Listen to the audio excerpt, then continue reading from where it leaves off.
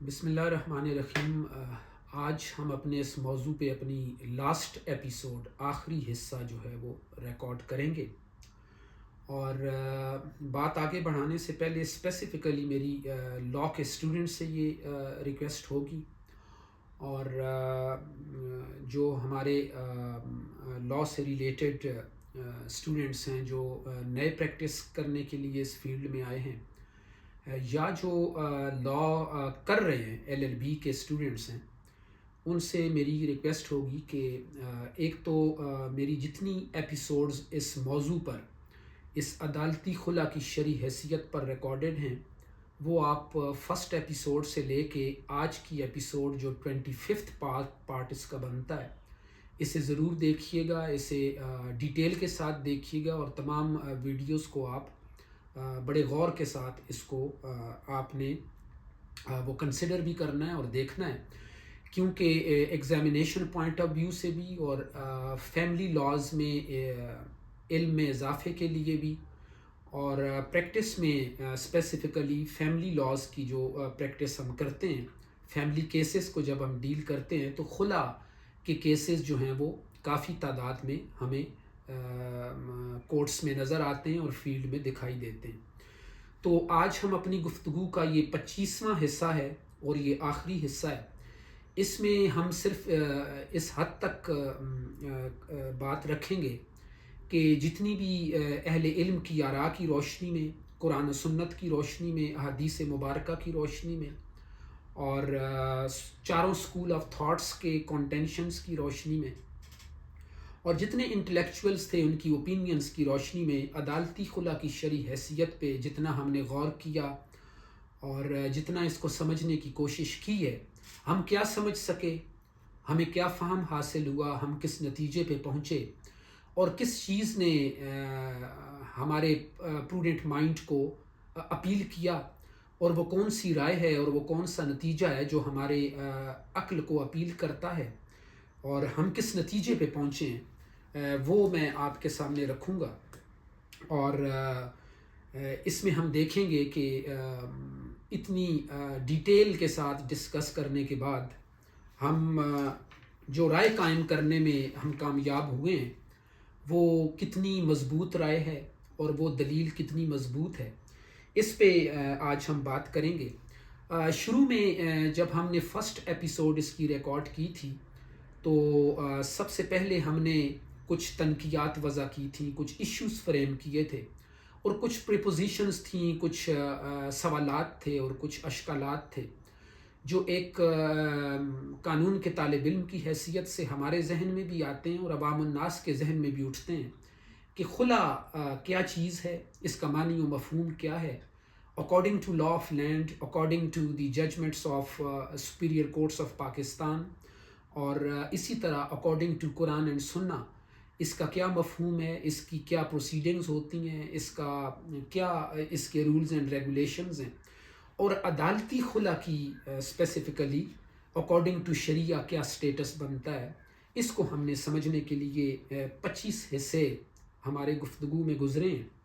اس میں ہم نے بہت ساری عدالتوں کے فیصلے بھی ہم نے ڈسکس کیے تھے، بہت سارے علمی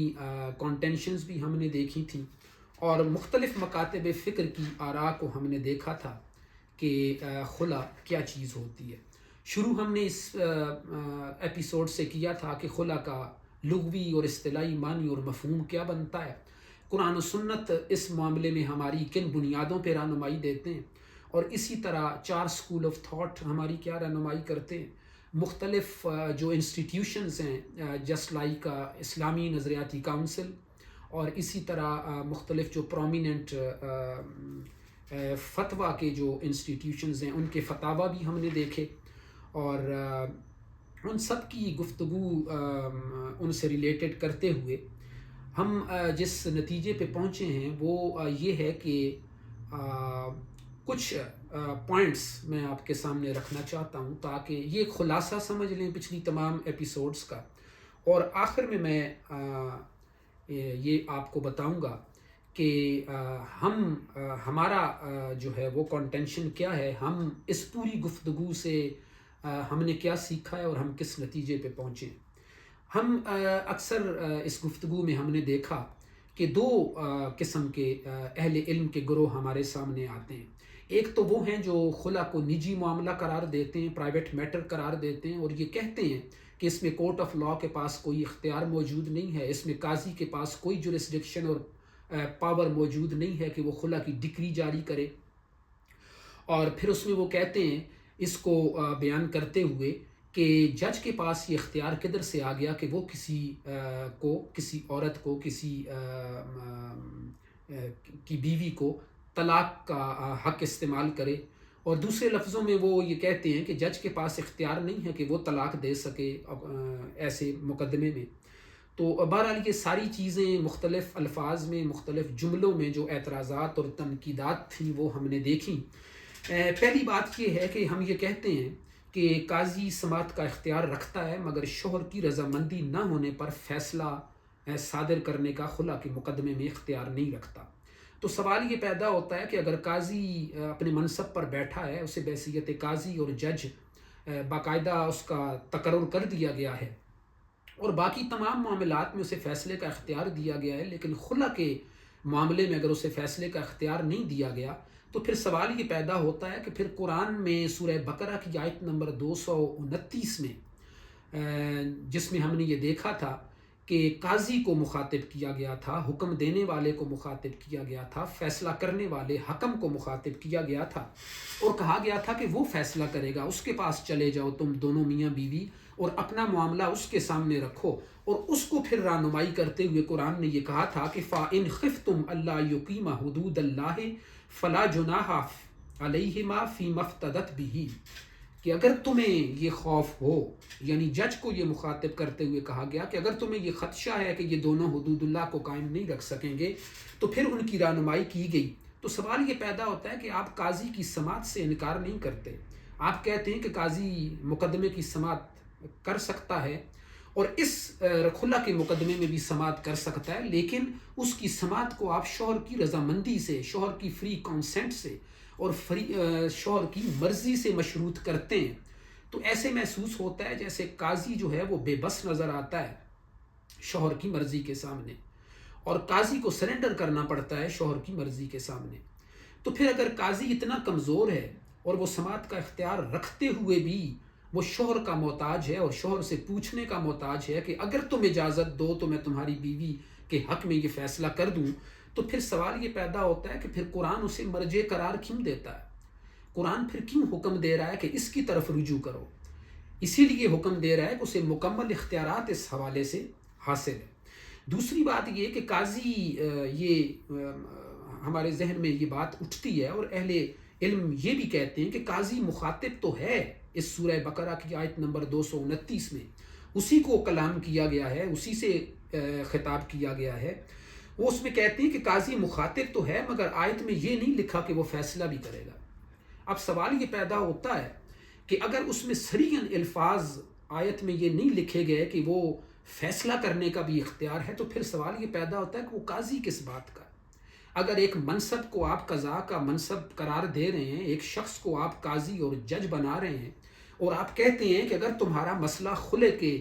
خلا کی بابت اگر تم میاں بیوی کے درمیان کوئی تنازع پیدا ہو جائے تو تم اس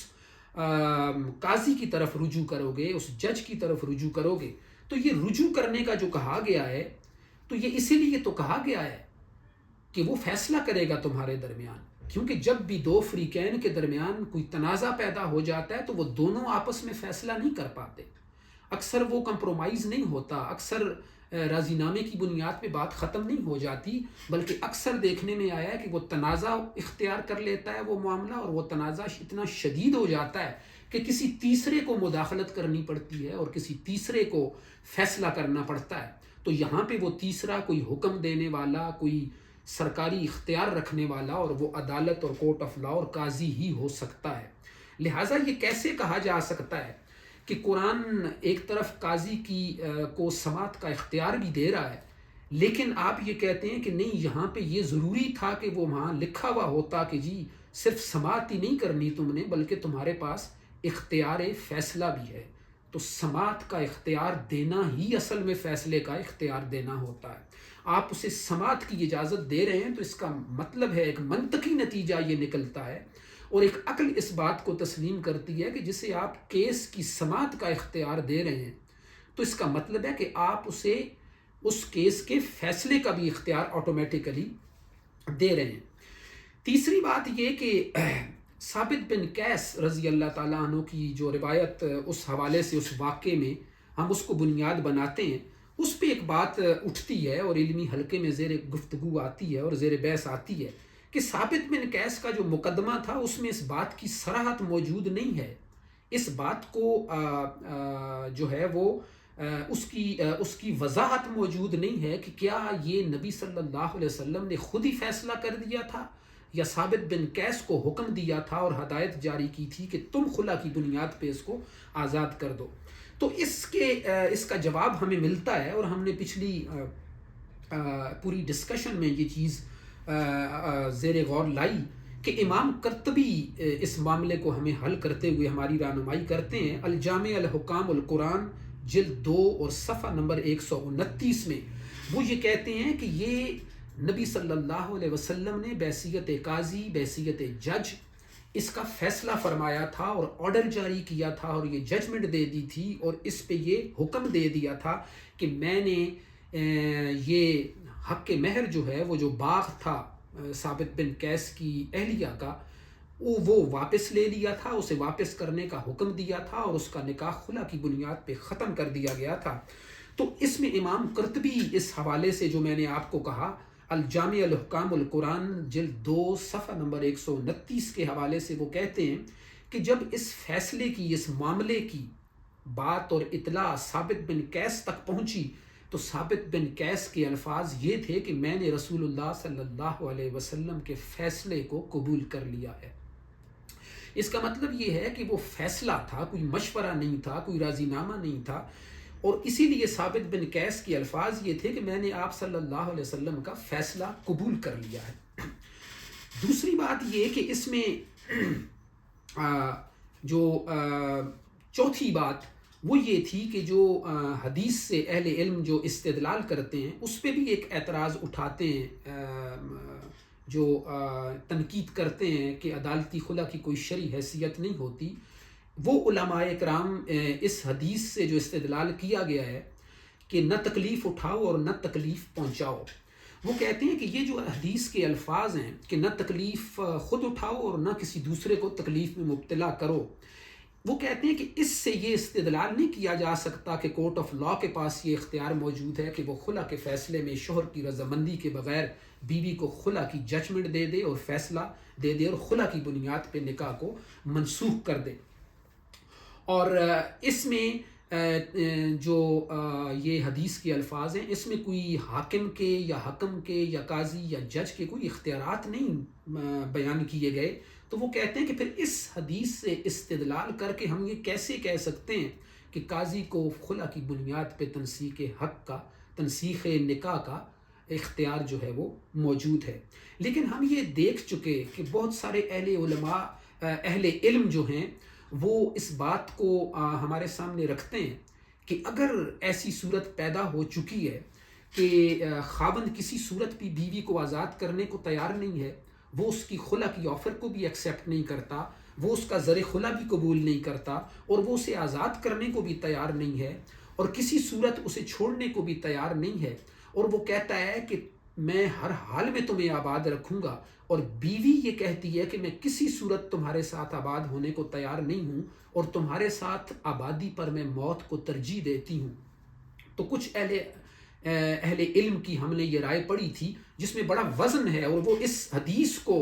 استدلال کرتے ہوئے، اس سے انفرنس ڈرا کرتے ہوئے ہمیں یہ اصول دیتے ہیں کہ ایسی صورت میں بیوی کو زبردستی آباد کر لینا اور اس کو یہ حکم جاری کر دینا کسی حکم کی طرف سے کہ نہیں، کیونکہ اس کی رضامندی تمہارے شوہر کی رضامندی نہیں ہے اس لیے تمہیں خلا نہیں دی جاتی، اور اس کے باوجود کہ تم کہتی ہو کہ میں موت پہ ترجیح دیتی ہوں، تم نے پھر بھی اسی خاوند کے ساتھ آباد ہونا ہے جسے تم پسند نہیں کرتی، تم نے اسی خاوند کے ساتھ آباد ہونا ہے جس کے ساتھ آبادی پر تم موت کو ترجیح دیتی ہو، تم نے اسی خاوند کے ساتھ آباد رہنا ہے، ہمیشہ مرتے دم تک آباد رہنا ہے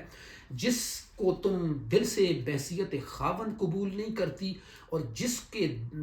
بارے میں تمہارے دل میں بحیثیت خاوند کوئی جگہ نہیں رہی اور محبت باقی نہیں ہے، اور اس کے برعکس نفرت شدید ہو چکی ہے، اور اس خاوند کے ساتھ تم نے ہر حال میں آباد رہنا ہے جس کے بارے میں تم یہ کہتی ہو کہ میں اگر اس کے ساتھ ایسی صورت میں آباد رہی تو میں حدود اللہ کو قائم نہیں رکھ سکوں گی۔ تو علماء اسی حدیث سے یہ انفرنس ڈرا کرتے ہوئے یہ اصول ہمیں دیتے ہیں کہ نہ تکلیف اٹھاؤ اور نہ تکلیف پہنچاؤ۔ اس سے وہ یہ اصول دیتے ہیں کہ ایسی صورت میں اگر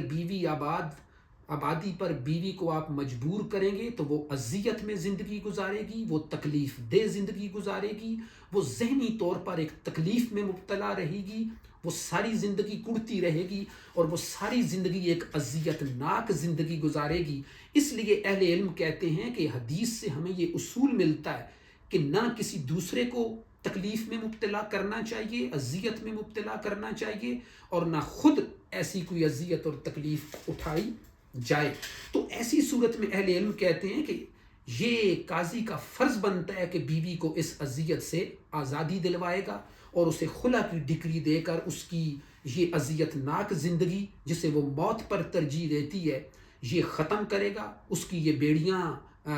توڑے گا اور اسے اس زنجیروں سے اور ایسی قید سے وہ آزاد کرے گا، کیونکہ اگر آزاد نہیں کرے گا تو وہ حدود اللہ کو قائم نہیں رکھ سکے گی، وہ قرآن و سنت کی روشنی میں دیے گئے ان فرائض کو اور حقوق کو جو بحیثیت بیوی اس نے ادا کرنے ہیں وہ ادا نہیں کر سکے گی۔ پانچویں چیز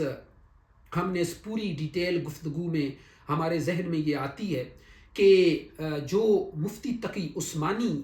کی رائے ہم نے دیکھی تھی کہ وہ اپنی علمی رائے دیتے ہوئے ان کی جو رائے ہے وہ باقی تمام علماء کرام کی جو آراء ہم نے ڈسکس کی تھیں ان کے بالکل برعکس ایک رائے ہے۔ میجورٹی کی رائے تو یہ تھی کہ عدالت کے پاس خلا کا اختیار موجود ہے، وہ خلا کی ڈگری دے سکتی ہے اور اسے شوہر سے پوچھنے کی ضرورت نہیں ہے، اس کی رضامندی کی ضرورت نہیں ہے، اور یہ حق کے خلا قرآن و سنت نے اور لا آف لینڈ نے as a matter of right as a حق دیا ہے بیوی کو۔ تو مفتی تقی عثمانی کہتے ہیں کہ یہ جو سورہ بقرہ کی آیت نمبر 229 ہے، اس میں جو الفاظ بیان کیے گئے ہیں فلا جناح علیہما، وہ اس سے استدلال کرتے ہوئے مفتی تقی عثمانی کہتے ہیں کہ یہاں پہ دونوں کا ذکر آیا ہے، تو جب دونوں کا ذکر آیا ہے تو پھر رضامندی بھی دونوں کی لازمی ہے، کیونکہ یہ ایسا معاملہ ہے جو ایک کی رضامندی اور ایک کی خواہش پہ اور ایک کی کنسنٹ پہ ڈیسائیڈ نہیں کیا جا سکتا۔ تو پھر یہاں پہ یہ سوال پیدا ہوتا ہے کہ کیا یہ اصول ہے کوئی شرعی یا فقہی اصول ہے کہ جہاں پہ بھی دو فریقین کا ذکر آئے گا اجتماعی طور پہ ایک جگہ پہ بیک وقت کسی دو فریقین کا یا دو انسانوں کا یا دو فریقین یا پارٹیز کا ذکر آئے گا تو کیا اس سے مراد دونوں ہوں گے اور اس سے مراد دونوں کی مرضی ہوگی؟ تو ایسی صورت میں بھی ہم نے یہ چیزیں ڈسکس کی تھیں کہ، اور پھر دوسرا یہ ڈسکس کیا تھا کہ باقی علماء کی یہ رائے اس میں بنتی ہے کہ یہ ضروری نہیں ہوتا کہ جہاں پہ دونوں کا ذکر آیا ہے وہاں پہ مراد یہ ہوگی کہ رضامندی بھی اب دونوں کی ہونی چاہیے، لیکن اس پہ اگر ہم یہ کہتے ہیں کہ دونوں کی رضامندی ہوگی تو پھر سوال یہ پیدا ہوتا ہے کہ اگر بیوی عدالت میں جاتی ہے اور اس کی تو رضامندی ہے کہ میں اس نکاح کو ختم کرنا چاہتی ہوں، میں اس معاہدے سے باہر آنا چاہتی ہوں، مجھے خلا دیا جائے اور میں زر خلا ادا کرنے کے لیے تیار ہوں، وہ رضامندی دے رہی ہے اس نکاح کو ٹرمینیٹ کرنے کی، لیکن خاوند سے جب پوچھا جاتا ہے تو وہ کہتا ہے کہ میری تو کوئی رضامندی نہیں ہے، میں تو اسے ہر حال میں آباد رکھوں گا اور میں یہ رضامندی دینے کے لیے تیار نہیں ہوں اور میری مرضی نہیں ہے کہ اسے خلا دے دیا جائے۔ ایسی صورت میں سوال یہ پیدا ہوتا ہے کہ اگر اس شوہر کی رضامندی قابل پابندی سمجھ کے فیصلہ یہ کر دیا جائے کہ ٹھیک ہے شوہر کی رضامندی آپ کی نہیں ہے تو اس لیے آپ کو خلا نہیں دیا جا سکتا، اس بیوی سے متعلق یہ بات اگر کر دی جائے تو پھر سوال یہ پیدا ہوتا ہے کہ پھر یہ تنازع، یہ ساری اذیت والی زندگی، یہ نفرت، یہ موت کو ترجیح دینا اور اس کے ساتھ آباد ہونے کو دل سے تسلیم نہ کرنا، آخر پھر کیا یہ تقاضا بنتا ہے کہ وہ ساری زندگی اسی اذیت ناک زندگی کی حیثیت سے گزارتی رہے گی؟ اور وہ دل سے اپنے خاوند کو خاوند تسلیم نہیں کرے گی لیکن پھر بھی اسی کے ساتھ آباد رہے گی، وہ حدود اللہ کو قائم بھی نہیں رکھے گی اور پھر بھی اسی کے ساتھ آباد رہے گی، وہ اپنے حقوق و فرائض ادا نہیں کر سکے گی جو قرآن و سنت نے اور لا آف لینڈ نے اس پہ عائد کیے ہیں، اور پھر بھی اس کے ساتھ زندگی گزارے گی، کیا یہ انصاف کا تقاضا بنتا ہے؟ اور کیا یہ ایک کوئی منطقی اصول ہے؟ اور کیا یہ کوئی پروڈنٹ مائنڈ کو یہ بات اپیل کرتی ہے؟ اور کیا یہ عقل کا تقاضا بنتا ہے؟ یہ کسی طور بھی اس کو انسانی عقل تسلیم نہیں کرتی کہ اگر آپ اسے اس شوہر کی رضامندی نہ ہونے کے باوجود اسے آبادی پر مجبور کرتے ہیں تو یہ جہاں پہ ناانصافی ہے وہیں پہ اس کے ساتھ وہ ظلم ہے اور اس کی وہ حق تلفی ہے۔ اسی کی طرح مفتی تقی عثمانی نے جو دوسرا لفظ جس پہ انہوں نے کہا کہ اس میں جو لفظ افتدا آیا ہے، اس پہ بات یہ ہوئی کہ اس سے ثابت ہوتا ہے کہ فریقین کی رضامندی سے یہ معاملہ طے ہوگا۔ تو اس لیے اہل علم یہ کہتے ہیں کہ نہیں، یہ ضروری نہیں ہوتا کہ جہاں پہ ایسا لفظ آیا ہو تو اس سے مراد دونوں کی رضامندی جو ہے وہ ہو۔ تو اس لیے وہ کہتے ہیں کہ ایک اور مقام پہ وہ مثال دیتے ہیں باقی اہل علم کہ ایک اور مقام پہ یہی لفظ جو ہے وہ سورہ آل عمران کی آیت نمبر 91 میں بھی استعمال ہوا ہے، لیکن وہ کہتے ہیں کہ اس آیت میں جب یہ لفظ استعمال ہوا ہے تو یہاں ایک طرف سے معاوضہ دینے کا اظہار ہے، رضامندی ہے، لیکن دوسری طرف سے عدم رضامندی کا اظہار ہے۔ تو وہ کہتے ہیں کہ یہاں پہ ایک طرف سے رضامندی ہے اور دوسرے فریق کی طرف سے رضامندی نہیں ہے، حالانکہ یہی لفظ افتدا کا لفظ جو ہے وہاں بھی استعمال ہوا ہے۔ تو وہ کہتے ہیں اگر یہاں پہ ایک طرف سے رضامندی نہیں ہے اور ایک طرف سے رضامندی ہے تو یہی لفظ آیت خلا میں بھی اس البقرہ کی آیت نمبر 229 میں بھی استعمال ہوا ہے، تو یہ کیسے ہو سکتا ہے کہ وہاں پہ دونوں کی رضامندی کا اظہار کیا جا رہا ہے؟ وہ کہتے ہیں کہ وہاں پہ بھی ایک ہی طرف سے رضامندی ضروری ہے اور وہ بیوی کی رضامندی ہے کہ وہ آ کے کہتی ہے کہ مجھے خلا دیا جائے، تو شوہر اگر رضامندی نہیں بھی دیتا تو پھر بھی اس کا حق بنتا ہے کہ اسے خلا کی ڈگری دی جائے۔ پھر اس سورہ آل عمران کی اس آیت نمبر 91 میں جو ایک طرف سے رضامندی اور دوسری طرف سے عدم رضامندی کا تصور ہمیں ملتا ہے، اس پہ یہ اعتراض بھی کیا جا سکتا ہے کہ اس آیت میں صراحتاً عدم رضامندی کا اظہار ہمیں ملتا ہے، لیکن آیت خلا میں یہ صراحتاً وضاحت کے ساتھ یہ عدم رضامندی کا اظہار ہمیں نہیں ملتا، یعنی اس میں یہ خاموشی ہے اس حد تک کہ یہاں پہ تو اس سورہ آل عمران کی آیت نمبر 91 میں تو اعلان یہ بتایا جا رہا ہے کہ ایک طرف سے معاوضہ دیا جا رہا ہے لیکن دوسری طرف سے معاوضہ قبول نہیں کیا جا رہا۔ تو یہ مثال کے طور پہ سورہ آل عمران کی آیت جو ہے وہ علماء پیش کرتے ہیں، وہ علماء جو عدالتی خلا کی شرعی حیثیت کے قائل ہیں اور اسے درست سمجھتے ہیں۔ تو پھر وہ کہتے ہیں کہ اگر یہاں پہ آپ یہ اعتراض اٹھاتے ہیں کہ یہاں پہ عدم رضامندی جو ہے وہ صراحت کے ساتھ بیان کی گئی ہے سورہ آل عمران کی آیت نمبر 91 میں، اور سورہ البقرہ کی آیت نمبر 229 میں صراحت کے ساتھ بیان نہیں کی گئی عدم رضامندی، تو وہ کہتے ہیں کہ جب قاضی فیصلہ کرتا ہے تو قاضی جب بھی فیصلہ کرتا ہے تو فیصلہ کسی ایک فریق کے حق میں آتا ہے اور دوسرے فریق کے خلاف آتا ہے۔ جس کے حق میں آتا ہے وہ تو راضی بھی ہو جاتا ہے، اس کی رضامندی بھی ہو جاتی ہے، لیکن جس کے خلاف آتا ہے وہ اس پہ راضی نہیں ہوتا، وہ اس پہ خوش نہیں ہوتا۔ لیکن وہ کہتے ہیں کہ قاضی کے فیصلے کو رضامندی نہ ہونے کے باوجود بھی تسلیم کرنا پڑتا ہے، اور اگر آپ تسلیم نہیں کرتے تو وہ نافرمانی کے زمرے میں آتا ہے، اس پہ کوئی سزا نافذ کی جا سکتی ہے، اور عدالت کے پاس اور قاضی کے پاس اختیار ہوتا ہے کہ وہ اپنے فیصلے پہ عمل درآمد کروا سکتا ہے کیونکہ اس کے پاس قوت نافذہ ہوتی ہے۔ تو اس لیے کہا گیا کہ خلا کے فیصلے میں تو ایک بندہ خوش ہوگا اور دوسرا فریق خوش نہیں ہوگا، لیکن خوش نہ ہونے کے باوجود اسے قاضی کا فیصلہ جو ہے وہ ماننا پڑتا ہے۔ اس لیے وہ کہتے ہیں کہ یہاں پہ صراحت کے ساتھ اگر عدم رضامندی نہیں بھی بیان کی گئی تو قاضی جب فیصلہ دے گا تو اس فیصلے کو عدم رضامندی کے باوجود تسلیم کرنا پڑے گا۔ اب اس میں جو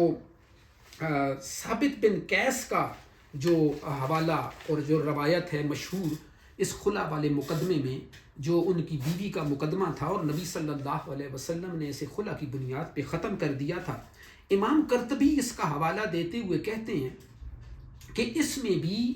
یہ جو ہم کہہ رہے ہیں کہ ایک طرف سے رضامندی ہے اور دوسری طرف سے رضامندی نہیں ہے، اور پھر ہم کہتے ہیں کہ شوہر کی رضامندی لازمی ہے اور بیوی کی شوہر کی رضامندی کے باوجود رضامندی کے بغیر آپ بیوی کو خلا کی ڈگری جو ہے وہ نہیں دے سکتے۔ تو امام قرطبی کہتے ہیں کہ یہ جو مشہور روایت ہے جو بخاری میں بھی اور ابن ماجہ میں بھی بیان کی گئی اور جس کو ہم پہلے بھی ڈسکس کر چکے، امام قرطبی کہتے ہیں کہ یہ جو ثابت بن قیس کا فیصلہ تھا اس واقعے کا، یہ فیصلہ جو تھا یہ ثابت بن قیس کی رضامندی اس میں شامل نہیں تھی، اور دوسری بات وہ کہتے ہیں کہ اس میں شوہر کی رضامندی پوچھی بھی نہیں تھی۔ نبی صلی اللہ علیہ وسلم نے بحیثیت جج اس کا فیصلہ کیا تھا، اس میں خاوند سے پوچھا بھی نہیں گیا تھا کہ کیا تم چاہتے ہو کہ میں اسے خلا دے دوں، کیا تم چاہتے ہو کہ اسے آزاد کر دیا جائے، کیا تم چاہتے ہو کہ خلا کی ڈگری جو ہے وہ دے کے اور تمہارا حق مہر جو اس تمہاری بیوی کا ہے وہ تمہیں واپس دلا دیا جائے، وہ باغ واپس کر دیا جائے۔ اس میں امام قرطبی کہتے ہیں کہ ثابت بن قیس سے ایسا کوئی سوال نہیں پوچھا گیا تھا، حالانکہ وہ شوہر تھے اپنی بیوی کے، لیکن بیوی جب آئی اور اس نے یہ شکایت کی اور اس نے اپنا مقدمہ اور موقف بیان کیا، تو نبی صلی اللہ علیہ وسلم نے ثابت بن قیس کی رضامندی حاصل کیے بغیر اس کی بیوی سے، ان کی بیوی سے یہ کہا کہ کیا تم حق مہر واپس کرنا چاہتی ہو، وہ باغ واپس کرنا چاہتی ہو؟ تو اس نے جب باغ واپس کرنے کی یقین دہانی کرائی تو آپ نے کہا کہ وہ باغ واپس کر دو، تمہارا نکاح جو ہے وہ ختم کیا جاتا ہے۔ اور امام شوکانی تو یہاں تک کہتے ہیں کہ وہ معاوضہ، وہ حق مہر، وہ زر خلا نبی صلی اللہ علیہ وسلم نے خود وصول کر لیا تھا ثابت بن قیس کے لیے، اور اس کا راستہ چھوڑ دیا تھا اور اسے کہا تھا کہ آپ جا سکتی ہیں، یعنی اس کا نکاح منسوخ کر دیا تھا۔ تو امام قرطبی کہتے ہیں کہ اگر شوہر کی رضامندی اتنی ہی لازمی ہے تو پھر نبی صلی اللہ علیہ وسلم ثابت بن قیس سے بھی رضامندی حاصل کرتے، لیکن ایسا نہیں کیا گیا تھا، حالانکہ وہ کہتے ہیں کہ ثابت بن قیس اپنی بیوی سے شدید محبت کرتے تھے، وہ اسے ہر حال میں آباد کرنا چاہتے تھے، لیکن ان کی بیوی ان سے شدید نفرت کرتی تھی اور وہ کسی صورت بھی ان کے ساتھ آباد ہونے کو تیار نہیں تھی، اور اس کی نفرت اس انتہا تک پہنچ چکی تھی کہ ہم اسے ڈسکس کر چکے ہیں کہ وہ ایک حدیث جب ہم نے ڈسکس کی تھی وہ روایت، تو اس میں اس کے الفاظ تھے کہ اے اللہ کے رسول صلی اللہ علیہ وسلم، جب ثابت بن قیس سے میری پہلی ملاقات ہوئی تھی شادی کے دوران، نکاح کے بعد، تو اگر مجھے اللہ کا خوف نہ ہوتا تو میں اس کے چہرے پر تھوک دیتی، لیکن مجھے اللہ کا خوف تھا اور میں نے ایسا نہیں کیا۔ تو ان الفاظ سے پتہ چلتا تھا کہ وہ کسی صورت بھی انہیں اپنا خاوند تسلیم کرنے کے لیے تیار نہیں تھیں۔ یہاں شوہر کی رضامندی کے بغیر بھی یہ نکاح منسوخ کر دیا گیا اور ان کی بیوی کو اس نکاح سے آزاد کر دیا گیا تھا۔ دوسری بات جو ساتویں بات ہے اس میں ہمارے ذہن میں جو آتی ہے وہ یہ ہے کہ ہم نے یہ دیکھا تھا کہ جو اہل علم اپنی دلائل کی بنیاد پہ اور اپنی اوپینین کی بنیاد پہ عدالتی خلا کی شرعی حیثیت پہ نقد کرتے ہیں، کرٹیسائز کرتے ہیں، اور وہ کہتے ہیں کہ عدالت کے پاس یہ اختیار نہیں ہے۔ وہ کہتے ہیں کہ عدالت صرف مشورہ دے سکتی ہے خلا کے مقدمے میں، وہ سجیسٹ کر سکتی ہے، وہ ایڈوائس دے سکتی ہے، وہ تاکید کر سکتی ہے، وہ راضی نامہ دے سکتی ہے، لیکن سوال یہ پیدا ہوتا ہے کہ اگر مشورہ ہی دے سکتی ہے تو مشورہ تو بائنڈنگ نہیں ہوتا، وہ قابل پابندی، قابل نفاذ نہیں ہوتا، اس سے تو انکار بھی کیا جا سکتا ہے، اس کو تو رد بھی کیا جا سکتا ہے، اس پہ آپ مشورے پہ عمل کرنے کے لیے پابند نہیں ہوتے، وہ مشورہ دینے والا آپ کو پابند نہیں کرتا، مشورہ دے کے اختیار پھر بھی آپ کے پاس ہی رہتا ہے کہ آپ اپنے سرکمسٹینسز کے ذریعے اور اپنے حالات کی روشنی میں اگر سمجھتے ہیں کہ یہ مشورہ میرے لیے کارآمد ہے اور مجھے ایسا کرنا چاہیے تو آپ اس پہ عمل درآمد کرتے ہیں، اور اگر آپ یہ سمجھتے ہیں کہ مجھے اس مشورے پہ عمل نہیں کرنا چاہیے تو آپ نہیں بھی کرتے۔ لیکن ثابت بن قیس کو جب پتہ چلا کہ نبی صلی اللہ علیہ وسلم نے ان کا نکاح منسوخ کر دیا ہے تو امام قرطبی کہتے ہیں اسی بحث کو آگے بڑھاتے ہوئے کہ انہوں نے کہا تھا کہ میں نے نبی صلی اللہ علیہ وسلم کا فیصلہ قبول کر لیا ہے، انہوں نے یہ نہیں کہا تھا کہ میں نے مشورہ قبول کر لیا، یعنی مشورہ ہوتا تو وہ انکار بھی کر سکتے تھے، لیکن فیصلہ تھا نبی صلی اللہ علیہ وسلم کا، اور پھر فیصلہ بھی بحیثیت جج آپ نے کیا تھا، تو اس فیصلے کو ہر حال میں تسلیم کرنا تھا اور انہوں نے تسلیم کیا تھا۔ اب جو بات میں نے کی کہ مشورے سے تو انکار بھی کیا جا سکتا ہے، لیکن جج کے فیصلے سے انکار نہیں کیا جا سکتا۔ اس کو آپ پسند نہیں بھی کرتے، پھر بھی آپ اسے تسلیم کرتے ہوتے ہیں۔ تو نبی صلی اللہ علیہ وسلم نے یہ جو فیصلہ کیا تھا اسے تسلیم کیا گیا۔ لیکن اب جہاں تک مشورے کی بات ہے تو اس میں ایک امپورٹنٹ آسپیکٹ آپ کو روایات میں سے دیتا چلوں کہ اسی معاملے میں ہم آگے چلتے ہیں تو ہمیں تاریخ سے ایک واقعہ ملتا ہے جو بریرہ رضی اللہ تعالیٰ عنہ اور مغیث رضی اللہ تعالیٰ عنہ کا مقدمہ تھا۔ یہ دونوں میاں بیوی تھے۔ بریرہ جو تھیں وہ مغیث رضی اللہ تعالیٰ عنہ کی بیوی تھیں، اور ان کا جو معاملہ تھا وہ جب آئیں اپنے شوہر کی شکایت لے کے نبی صلی اللہ علیہ وسلم کی عدالت میں، تو نبی صلی اللہ علیہ وسلم نے ان سے کہا، ان کا سارا مدعا سننے کے بعد، ان کا سارا موقف سننے کے بعد آپ نے مغیث کی بیوی کو یہ کہا، آپ نے ارشاد فرمایا کہ بہتر یہی ہے، الفاظ کا مفہوم اس طرح ہے کہ بہتر یہی ہے کہ آپ مغیث سے اپنا نکاح مت توڑو، آپ اس نکاح کو قائم رہنے دو، تو یہی زیادہ بہتر ہوگا، اور آپ کوشش کرو کہ آپ آباد رہو۔ لیکن ہمیں تاریخ میں یہ بات ملتی ہے اس روایت میں کہ بریرہ نے رضی اللہ تعالیٰ عنہ نے، جو مغیث رضی اللہ تعالیٰ عنہ کی بیوی تھیں، وہ انہوں نے یہ بات نہیں مانی، اور انہوں نے یہ ماننے سے انکار کر دیا کہ میں اس کے ساتھ کسی صورت بھی آباد نہیں ہونا چاہتی۔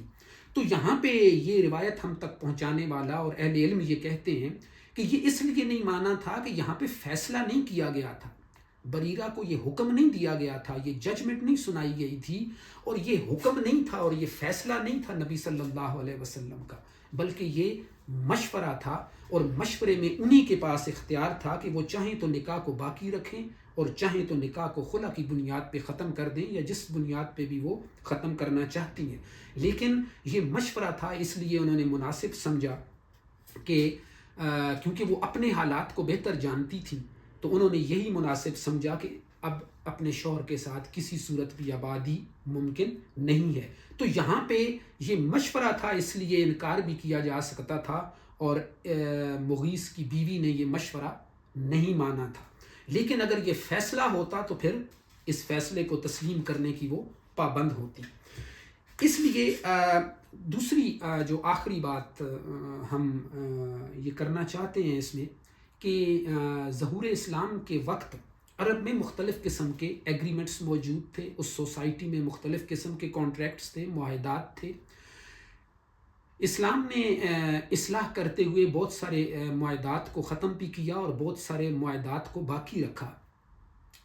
ان کی جو اچھی باتیں تھیں، جو اچھے رسم و رواج تھے، ان کو قائم رکھا اور باقی رکھا۔ اسی طرح اس وقت نکاح کا معاہدہ بھی پہلے سے موجود تھا، لیکن اس میں کچھ ایسی خامیاں تھیں، کچھ ایسے نقائص تھے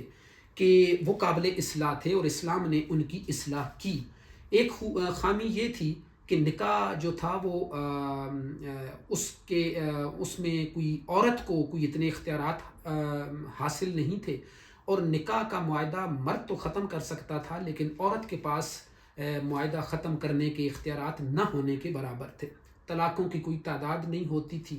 جاہلیت اس عروج پر پہنچی ہوئی تھی کہ مرد جب چاہتا تھا کسی سے نکاح کر لیتا تھا، جب چاہتا تھا اسے طلاق دے دیتا تھا، جتنی دفعہ مرضی تھی وہ طلاقیں دے دیتا تھا، طلاقوں کی کوئی حد مقرر نہیں ہوتی تھی، اور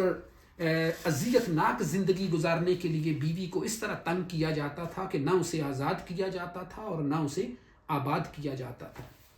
اسلام نے اس پہلو کی بھی اصلاح کی،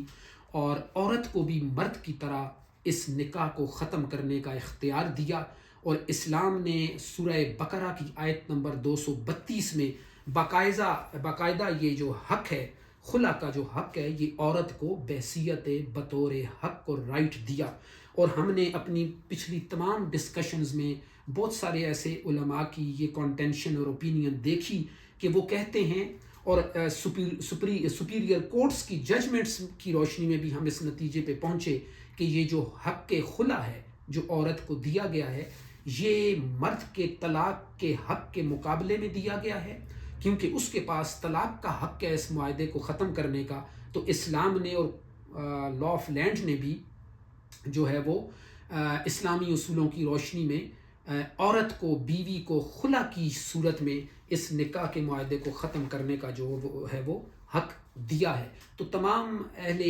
علم جو ہیں، میجورٹی علماء کرام اور فقہا اور جیورسٹ، یہ حقیقت ہم تک پہنچاتے ہیں کہ خلا ایک حق ہے جو قرآن و سنت نے بیوی کو دیا ہے۔ تو ایسی صورت میں جتنے بھی